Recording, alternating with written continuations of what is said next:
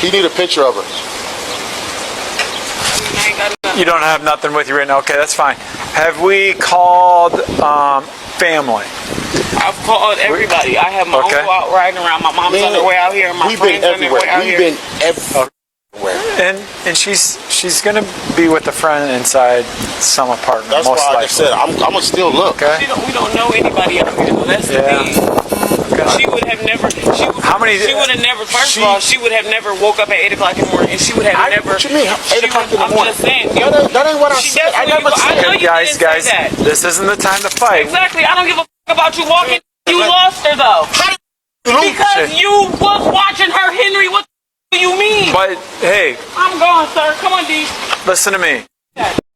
He described how his father, who was sitting in the living room, was sitting on a chair, and he noticed his father looking into the bedroom where he and Breasia were at. For an 8-year-old child, as he was planning to take that circumstance, process it, and its significance to that child really states a lot, particularly when we know that Breasia was taken out of that apartment.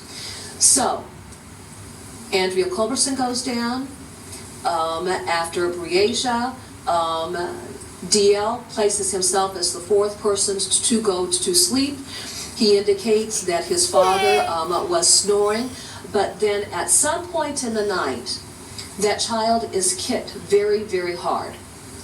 And he was asked specifically during his direct examination when he described feeling his sister kick him and kind of waking up, but not really waking up, whether or not that would just be that circumstance where if you go down and you're sleeping with your sibling and you have a sibling who tosses back and forth throughout the course of the night, and maybe the child, is flailing around and touches, her brother. DL described this as being different, and DL indicated that he was kicked and it hurt.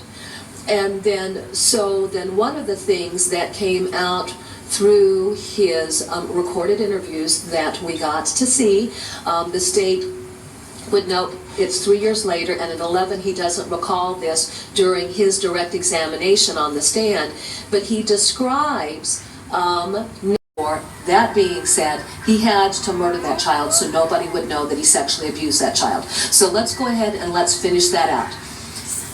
We know that I'm a very emotional they have left person. the apartment at 3:30. And I have 5 daughters, so we have got situations like this, I take to heart. I don't have to know the child. It's just if you have a heart in general, it's gonna purchased a full tank of affect you. gas, which is needed if you're going to be traveling to Clinton County and back.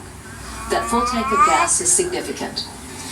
The court got to see the video with him going into the store, and one of the things that the officers noted was the significant number of times he kept looking out toward that vehicle which had those dark tinted windows. Now, it wasn't a question of whether or not he had concerns about somebody coming and taking that vehicle, because we saw the lanyard with his keys on it when he went into the business. And he kept looking out toward that vehicle, toward that vehicle, toward that vehicle. Doing the time extrapolation, if it left at 3:38, and that was the time, recognizing that that video timer was off by 2 minutes, in doing time calculations, there was a sedan that would have passed mile marker 124 at 3:44, and then again at 3:45.